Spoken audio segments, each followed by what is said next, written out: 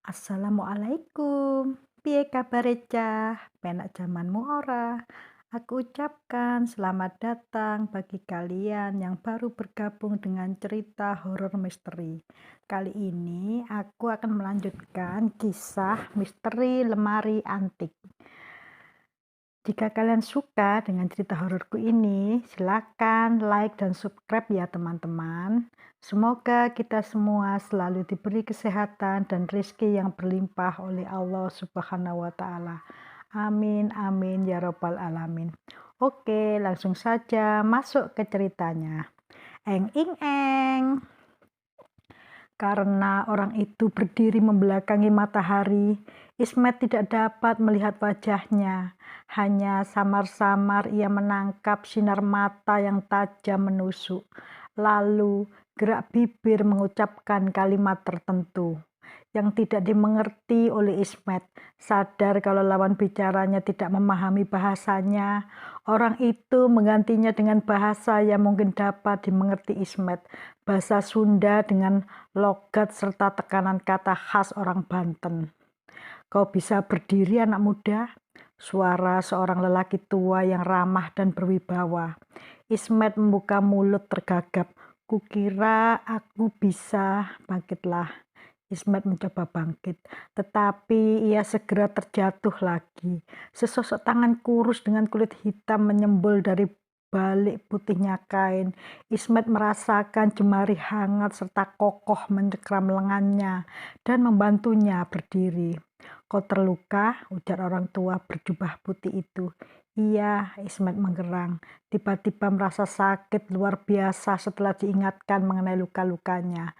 Kau berbaringlah kembali, tetapi berbaringlah agar pendarahanmu berhenti. Orang itu kemudian berpaling ke arah lain, mengedarkan pandangan mencari-cari sesuatu, lalu beranjak memetik beberapa helai dedaunan. Menyerupai daun nanas, kembali ke tempat Ismet berbaring. Dedaunan itu dipatah-patahkan bagian luar, tampaknya keras, tetapi bagian dalam daun teramat lunak.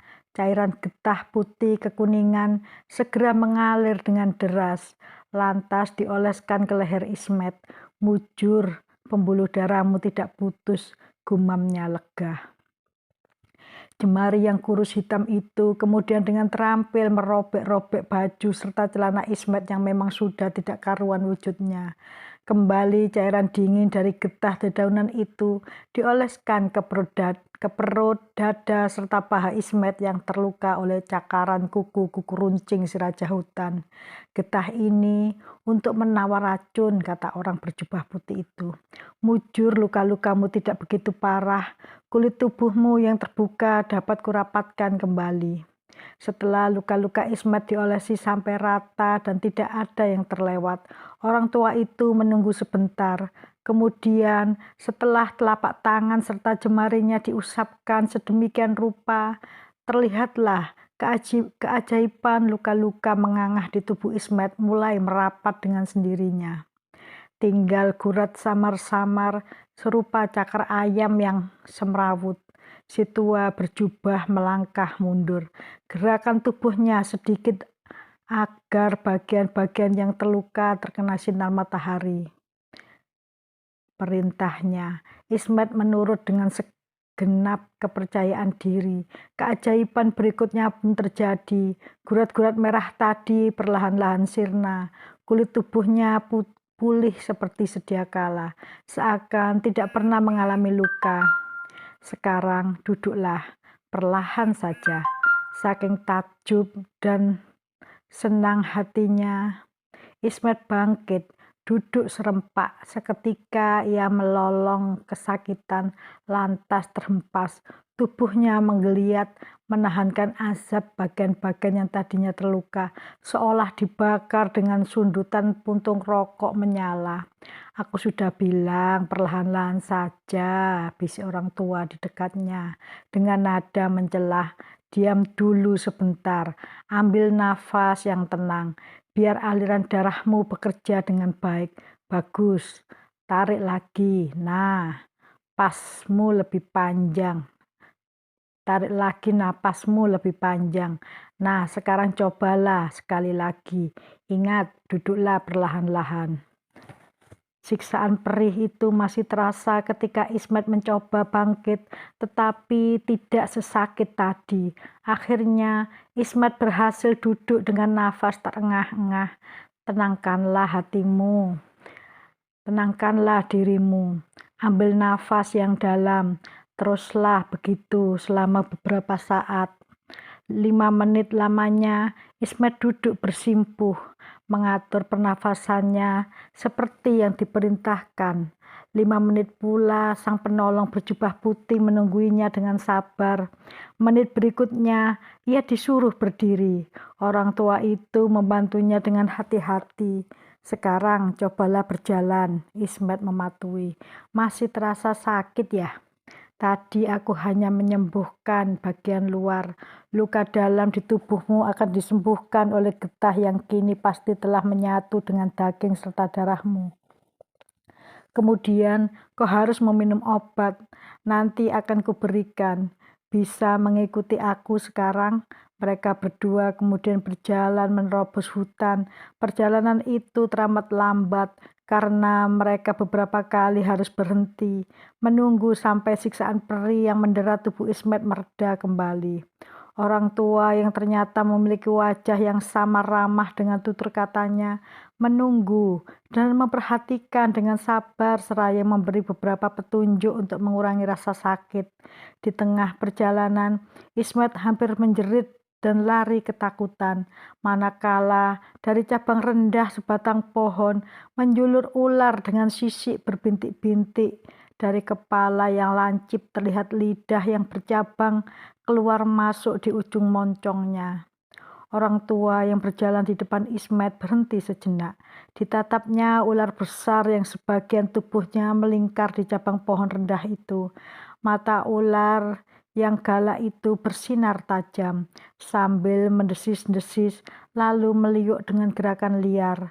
Dan detik berikutnya, bagian tubuh yang tadinya terjuntai ke bawah kini sudah kembali melingkar, lalu merayap naik ke cabang yang lebih tinggi. Dia tak akan mengganggu lagi, ujar si orang tua seraya mengajak Ismet meneruskan perjalanan. Sambil mengawasi jalan setapak di depan mereka, Ismet bergumam heran. Apakah tadi bapak berbicara dengan ular itu? Benar. Tetapi tak kudengar sepatah kata pun bapak ucapkan. Kami berbicara melalui hati nurani. Oh, lalu apa yang bapak katakan? Bahwa kau tamuku. Oh, tetapi hanya sebatas senja. Apa? Kau dalam pelindunganku sampai batas senja. Begitu malam terjatuh, maka kau harus melindungi dirimu sendiri. Maksud bapak, Ismet tercekat. Sebelum malam tiba, kau harus sudah pergi, jawab si orang tua dengan suara tenang. Karena itu, marilah kita bergegas. Mereka mempercepat langkah, perasaan cemas dan takut mendorong semangat Ismet dan mengabaikan sakit di dalam tubuhnya. Setelah agak lama, mereka saling berdiam diri. Ismet tak dapat menahan diri. Bapak siapa? Ismet bertanya pelan. Puun. Siapa? Puun, kepala suku. Maksud bapak kepala kampung. Kepala suku. Mereka memasuki tempat terbuka, tempat yang lebih banyak tersiram matahari. Ismet tercengang melihat begitu jarangnya rumah atau tempatnya gubuk di tempat terbuka itu. Lebih tercengang lagi setelah menyadari tidak satupun gubuk itu dibangun di permukaan tanah. Semua dibangun di atas pohon-pohon besar, terbuat dari potongan-potongan kayu, bilah-bilah bambu, dan beratap dedaunan. Dedaunan eno yang kering, serta ijuk sekeliling gubuk berpagar seolah tergantung di awang-awang.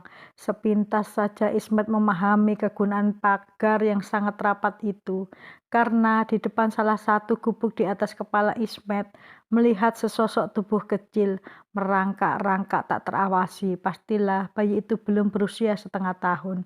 Sekelompok anak-anak yang lebih besar bermain-main di gubuk lain, atau berlarian di antara rerumputan. Ada pula yang memanjat akar-akar pepohonan yang bergelantungan. Semua kegiatan di tempat terbuka itu mendadak terhenti. Perhatian semua penghuni tertuju pada Ismet, tetapi dengan satu gerakan tangan sang kepala suku, kegiatan mereka diteruskan lagi. Kehadiran Ismet sepertinya tidak lagi menarik minat mereka. Ismet kemudian diajak naik ke gubuk yang paling besar dan paling bagus. Orang tua itu tetap sabar membantu Ismet. Tampak sekali tamunya tidak terbiasa naik melalui tangga-tangga bambu yang posisinya tegak lurus, mana terayun-ayun, liar pula kala dinaiki. Bukan itu saja, ujung bawah tangga itu tergantung hampir 1 meter di atas permukaan tanah. Beberapa sosok tubuh berpakaian hitam-hitam yang sesaat sebelumnya beraktivitas di teras gubuk di atas pohon menghilang dengan cepat. Setelah Ismet menjejakkan kaki di lantai gubuk, ia dipersilahkan masuk ke ruang dalam yang ternyata cukup luas. Tak ada perabotan untuk menyimpan barang-barang, segala sesuatu ditumpuk di lantai kayu. Ada yang diselipkan ke dinding bambu atau dijemur pada seutas tambang memanjang yang terbuat dari pintalan ijuk.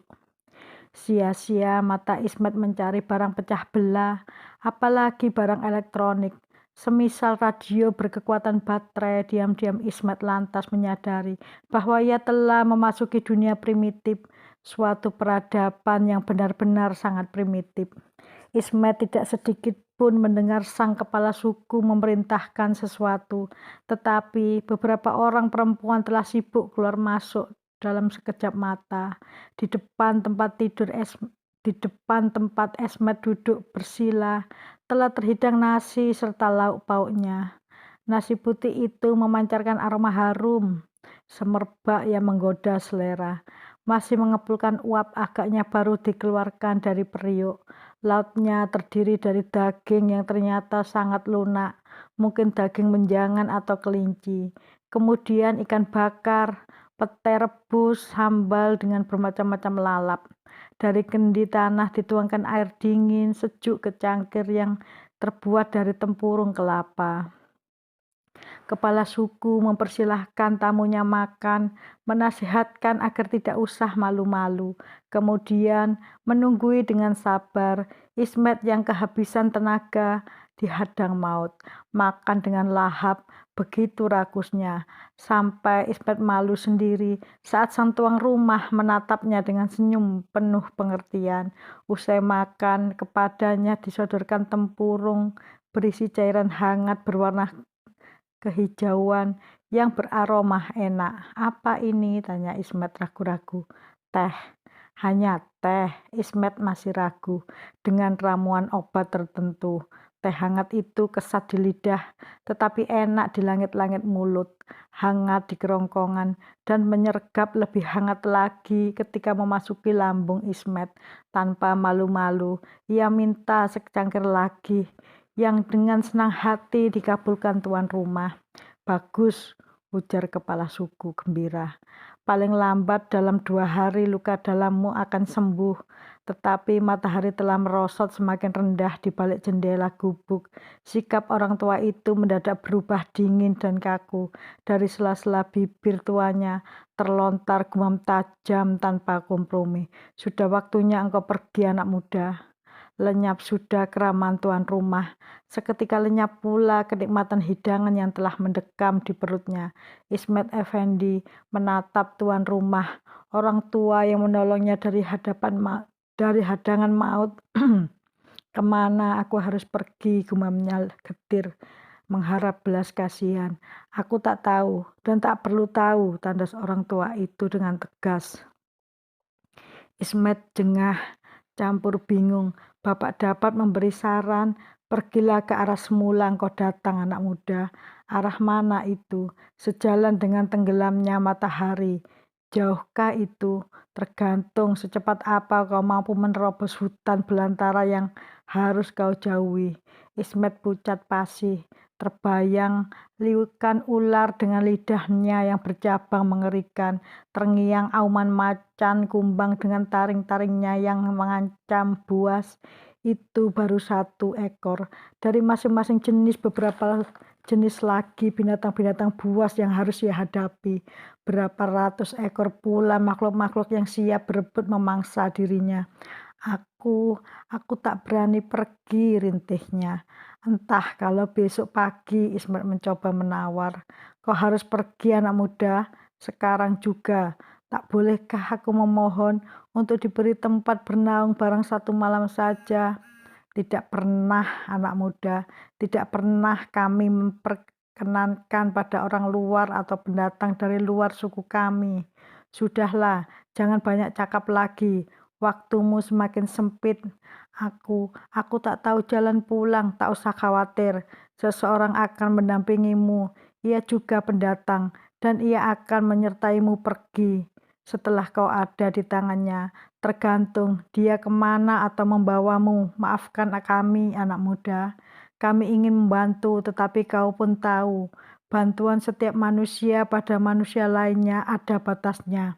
Ada batas kemampuannya. Kunasihatkan setelah kau berhasil keluar dari hutan ini, itu sangat kuharapkan sekali. Buanglah pikiran untuk kembali kemari dan tolong jangan ceritakan pada siapa-siapa tentang kami. Jadi begitu kau keluar dari lingkaran kami, lupakanlah semua yang terjadi hari ini. Aku belum mengucapkan terima kasih. Orang tua itu bangkit dari duduknya.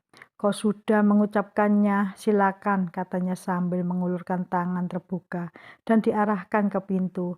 Cara mengusir yang halus dan sopan. Entah kapan dan pada siapa sang kepala suku memberi perintah. Yang jelas, begitu Ismet kembali menjejakkan kaki di permukaan tanah, seseorang telah menunggunya. Tangan orang itu tampak menjinjing sebuah bungkusan besar. Nasibnya sama dengan Ismet, harus segera angkat kaki dan tidak diperbolehkan menginap. Yang mengejutkan Ismet, orang yang akan menemaninya itu ternyata perempuan berusia sekitar 30-an, berkulit coklat sawo matang, tetapi bersih dan halus. Parasnya tidak begitu cantik, namun manis. Semula si perempuan ternganga takjub melihat siapa orang yang harus didampinginya meninggalkan hutan terpencil itu. Baru setelah melihat wajah Ismet yang kaku, perempuan itu mencoba tersenyum. Senyum ramah dan bersahabat. Senyuman yang langsung menarik hati. Siap untuk berangkat, anak muda? Tanya perempuan itu lembut. Ismet memandangi wajah pendampingnya sejenak. Kemudian ia tengadah mengawasi gubuk di atasnya. Tak tampak kehadiran sang kepala suku maupun keluarganya. Dari gubuk-gubuk lain di sekitarnya juga tidak ada wajah-wajah yang menyembul dari balik pintu atau dari balik jendela. Sebagaimana kebiasaan tuan rumah melepas kepulangan tamunya. Kemana mereka semua? Bisik Ismet heran. Di dalam rumah mengurus diri masing-masing. Kita pun demikian, harus mengurus diri sendiri. Dan waktu kita tak sampai 2 jam, mereka mulai melangkah. Ismet mengiringi perempuan itu berjalan masuk ke dalam hutan, menempuh jalan setapak yang kelihatannya sudah sering dilalui manusia. Meski di sepanjang jalan tumbuh semak belukar serta pepohonan yang rapat, namun agaknya si perintis jalan selalu berusaha mencari tempat yang lebih terbuka dan masih dapat dijangkau sinar matahari. Namun semakin jauh memasuki hutan, suasana semakin temaram. Kau bawa senjata kan? Tanya Ismet penuh harap. Senjata? Ya, pisau atau parang buat apa? Siapa tahu kita harus menghadapi serangan binatang buas. Memang akan. Apa? Ismet memekik matanya langsung liar mengawasi setiap pohon, mengawasi semak belukar. Perempuan itu tertawa lunak. Kita akan berhadapan dengan makhluk-makhluk pemangsa manusia. Apabila masih di hutan ini setelah matahari terbenam, itulah perjanjiannya. Perjanjian, ya. Maka marilah kita bergegas. Perjanjian antara siapa? Antara manusia dengan sesama penghuni hutan. Tetapi toh aku tadi sempat diterkam macan. Sudah aku dengar itu dari mulut utusan kepala suku. Dan aku percaya. Ia telah menyembuhkan luka-lukamu. Apa kau sudah merasa baikkan sekarang? Lumayan, pertanyaanku tadi belum kau jawab, tagih Ismet. Perihal kau diterkam binatang buas di siang bolong, ya. Binatang itu tahu kau orang asing. Ah, apakah kau perhatikan kepala suku serta keluarganya berubah kaku dan tak mau tahu sebelum kalian berpisah? Dan kau lihat warga lainnya juga menghilang sama sekali tak peduli? Ya, aku heran. Tak usah heran. Mengapa? Mereka berlaku seperti itu. Kebiasaan turun-temurun. Bantu orang lain yang memerlukanmu, tetapi lepaskan mereka pergi setelah bantuanmu tidak lagi diperlukan, ujar si perempuan, seolah tengah menghafal isi sebuah buku. Kemudian lupakan orang itu, terlebih kalau ia orang asing. Kalau kau terus mengingatnya, dan suatu ketika kau dengar orang yang kau bantu itu meninggal atau hilang karena kau lepaskan, rohmu akan selalu tersiksa. Itulah hukumannya. Ismet berusaha mencerna hukum yang aneh itu.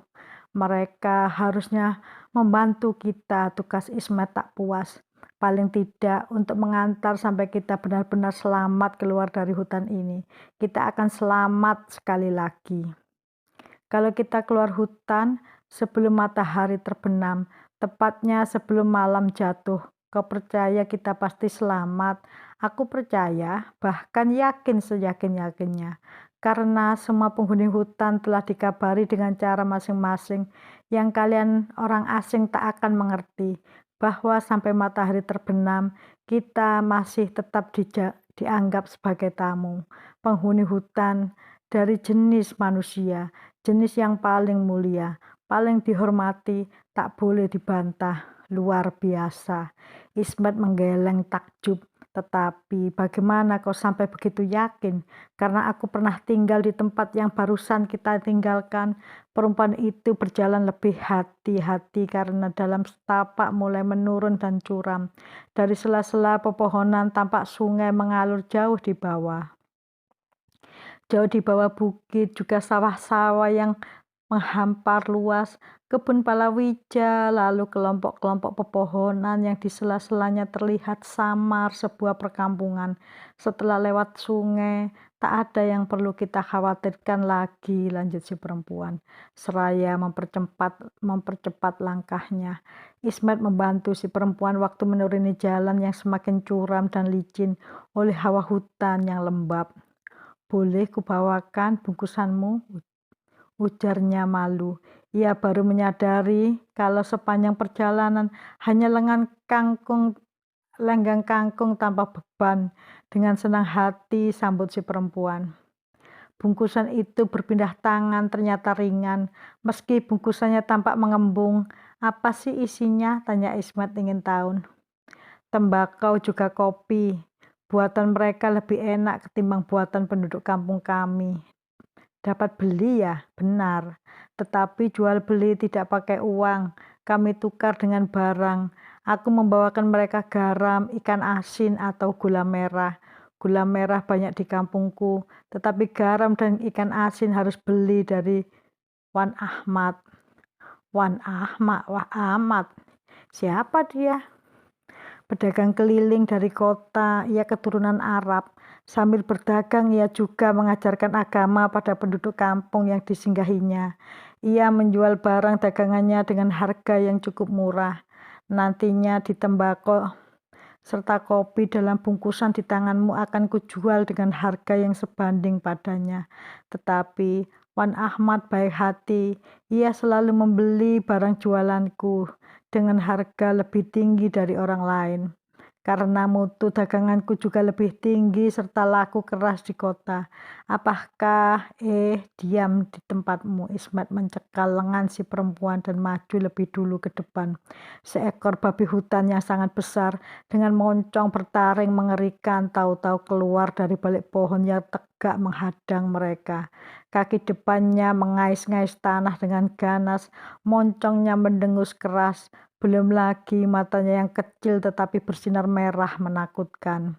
Ismet merasakan sekujur tubuhnya tegang.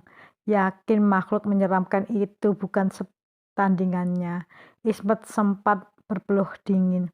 Tetapi setelah mengawasi dua sosok manusia yang ada di depannya selama beberapa helaan nafas, babi hutan itu segera menyelinap lagi ke dalam rimbunan semak. Lalu tak terdengar lagi suara kakinya.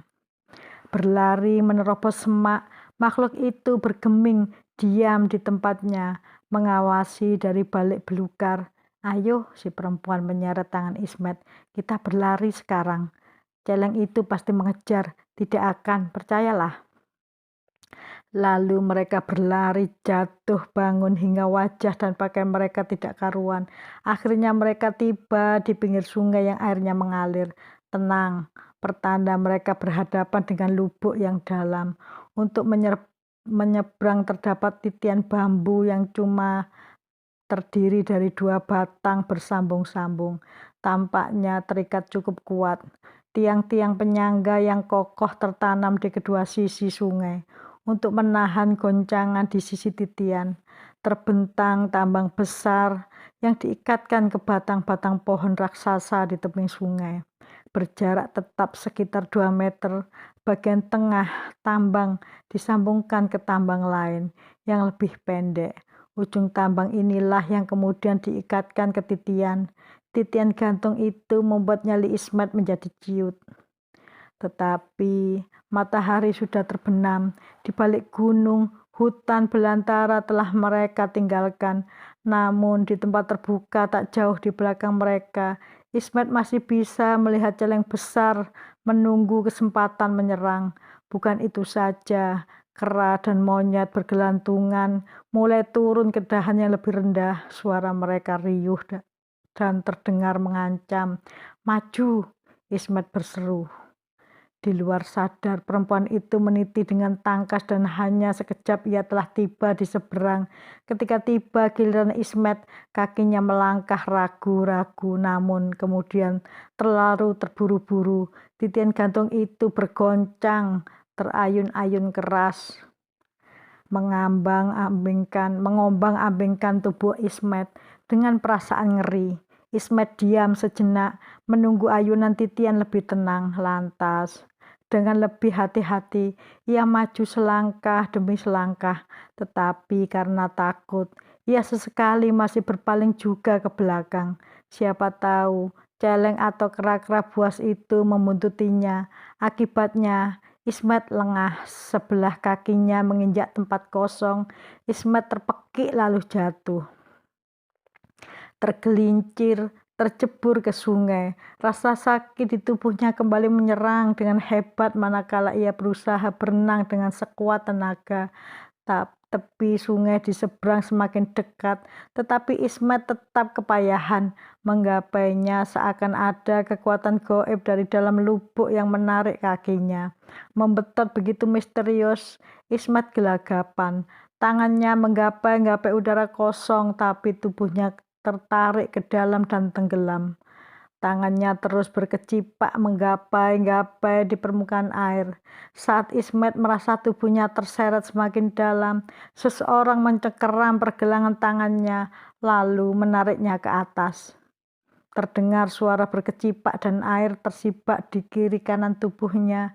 Ia terus terseret tetapi bukan ke hilir, melainkan ke tepian. Barulah ia sadar kalau si perempuan telah terjun ke lubuk untuk menolongnya. Dengan keahlian berenang yang menakjubkan, perempuan itu berhasil menyeret Ismet dan menarik tubuh Ismet naik ke seberang sungai. Setelah itu, mereka jatuh terkapar di pinggir sungai. Ismet sama sekali tidak sadar kalau ia masih merangkul pinggang perempuan itu. Si perempuan yang masih kelelahan membiarkan pula wajah mereka rapat satu sama lain. Wajah yang sama-sama basah kuyup. Rambut si perempuan tergerai kian kemari, menutupi sebagian wajah dan lehernya. Pakaian yang basah tak mampu lagi menyamarkan lekuk dadanya yang naik turun dengan cepat. "Kita sudah selamat," desah si perempuan dengan nafas terengah, namun menyiratkan kelegaan. Ia coba bangkit tanpa menyadari gerakan itu membuat lengan Ismet yang memeluk pinggangnya berpindah posisi. Beberapa saat, telapak tangan Ismet terasa menyentuh benda lunak, kenyal, lagi hangat.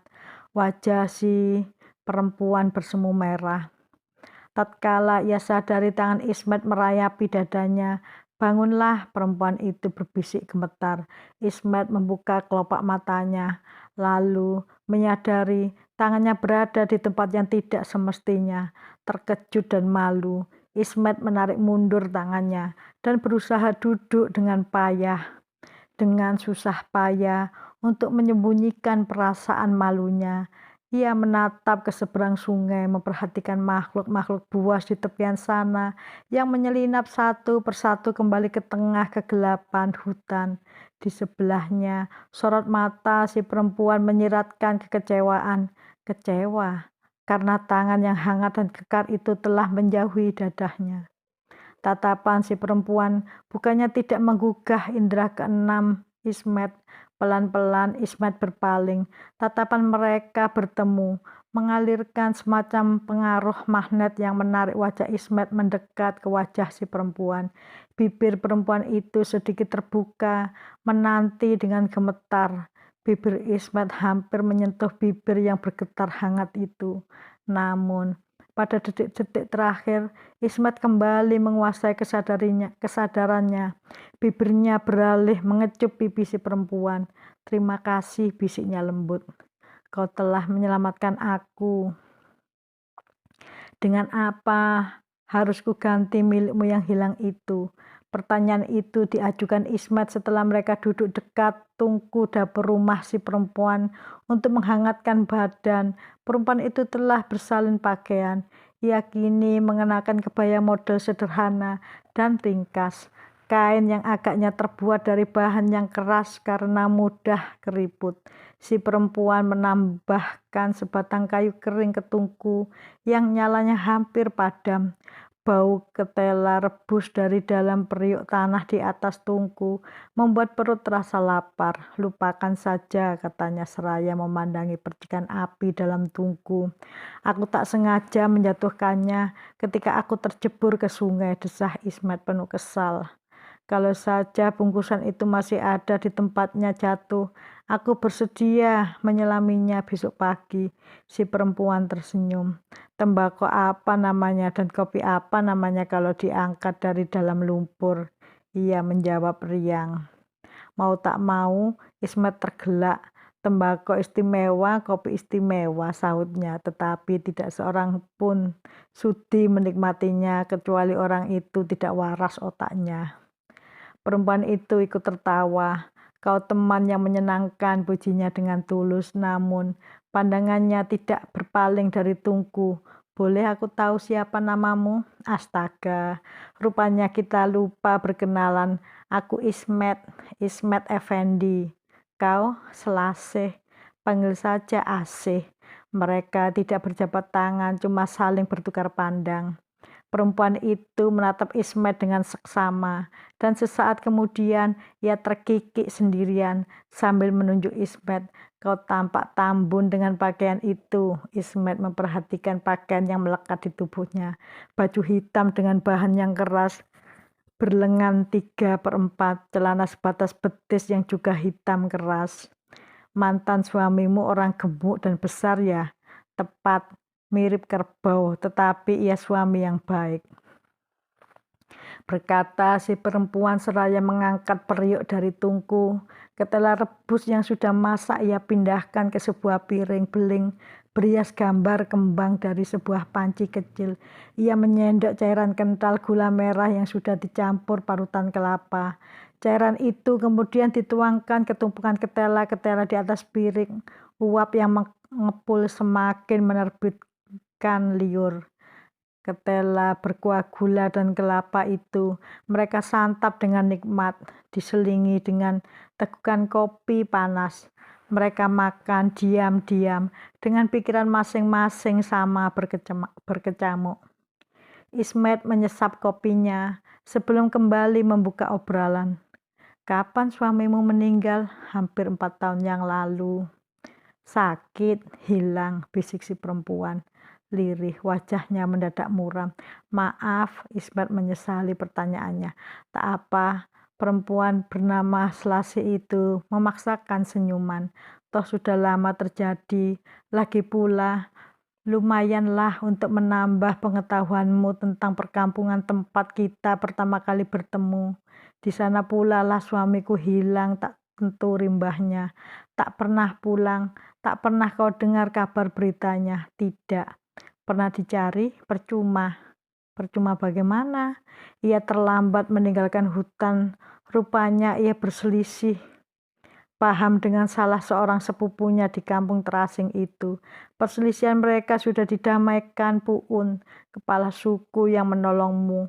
Lalu suamiku pamit, sayang tak ada yang mengetahui bahwa ia sudah lama menderita sesak nafas. Selain padaku, penyakit itu ia rahasiakan pada orang lain. Karena orang di sini percaya, penyakit sesak nafas adalah penyakit akibat kualat melanggar pantangan bertahun-tahun nenek moyang atau menghina roh orang tua. Begitulah yang terjadi.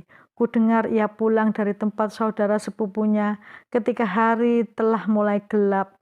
Seseorang sempat melihatnya limbung sewaktu akan memasuki jalan setapak di hutan. Tetapi batas perjanjian telah menjelang, tidak seorang pun yang berani menolongnya. Lalu suamiku tak pernah lagi dilihat orang. Tradisi mengerikan, gumam Ismet dengan bulu kuduk merinding. Padahal suamimu punya saudara di sana, juga orang tua, timpal asih. Dengan suara sendu, suamiku lahir di perkampungan itu. Begitu pula aku, Ismet meletakkan gelas kopinya. Enggak pernah dicari, percuma bagaimana? Ia terlambat meninggalkan hutan. Rupanya ia berselisih paham dengan salah seorang sepupunya di kampung terasing.